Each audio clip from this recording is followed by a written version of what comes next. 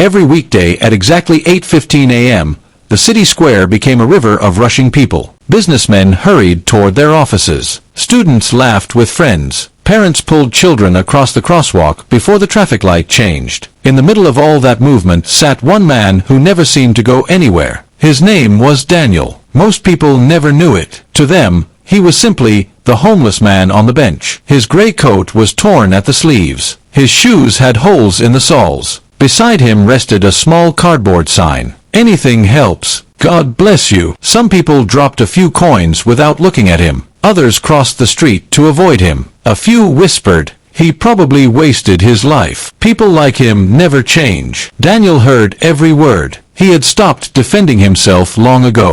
After months of being ignored, something strange happens to a person. You begin to believe you truly are invisible. And Daniel did.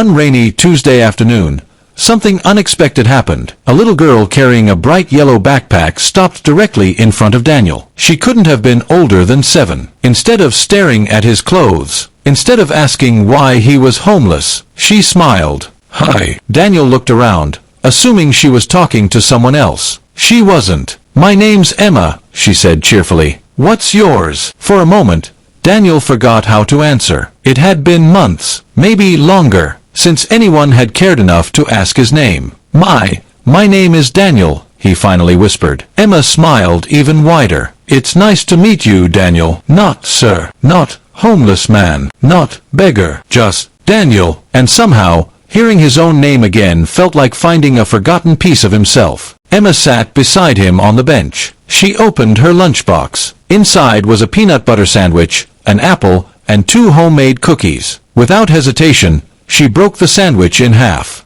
Then she gave Daniel the larger piece. He immediately tried to refuse. "No, sweetheart, your parents packed that for you." Emma shook her head. "My mom says food tastes better when nobody eats alone." Daniel stared at the sandwich. No expensive meal had ever meant this much. His hands trembled as he accepted it. For the first time in years, he wasn't being fed because people pitied him. He was being invited to share a meal. And there is a difference. A very big difference. Emma visited again the next day, and the day after that. Sometimes she brought a drawing, sometimes a flower she picked on the way home, sometimes nothing at all except 5 simple words. "I'm happy to see you." Weeks passed. One afternoon Emma quietly asked, "Were you always homeless?" Daniel looked toward the ground. "No, I used to build furniture." He smiled sadly. "I had a little workshop." Then his smile disappeared. "My wife died from cancer. A year later, I lost my son in a car accident. My world ended." Grief became alcohol. Alcohol became unemployment. Unemployment became homelessness. He wasn't born on that bench. Life had slowly carried him there. Emma didn't interrupt. She simply listened. Sometimes, listening is the greatest kindness of all.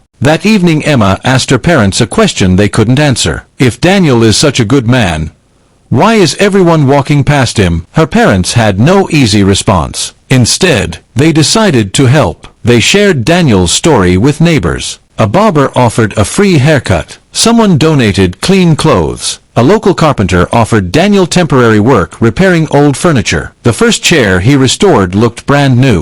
Then came another, and another. Soon customers were asking specifically for Daniel's work. People who once ignored him now admired his craftsmanship. But Daniel knew none of this would have happened if one little girl hadn't stopped walking.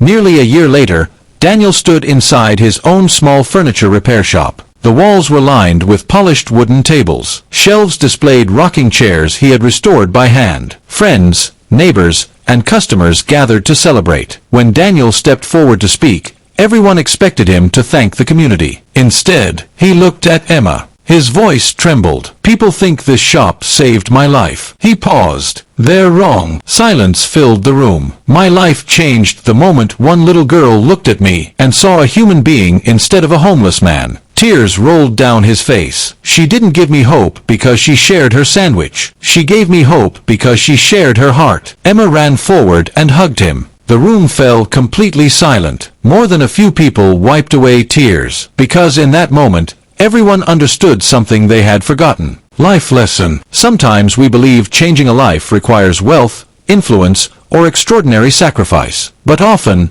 the greatest miracle begins with something much smaller: a smile, a conversation, a shared meal, or simply choosing to see the person everyone else has stopped seeing. Kindness doesn't always change someone's circumstances overnight, but it can change how they see themselves forever.